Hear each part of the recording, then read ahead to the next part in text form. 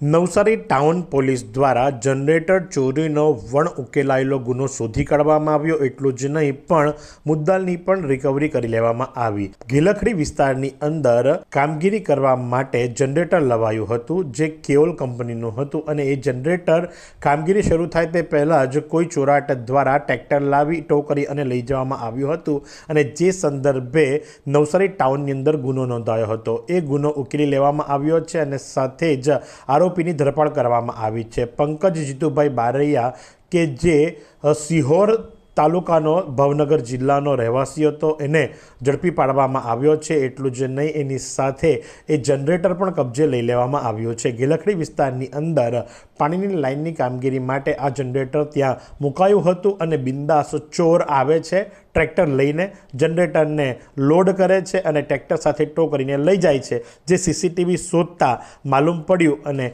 ત્યારબાદ એની ધરપકડ કરવામાં આવી।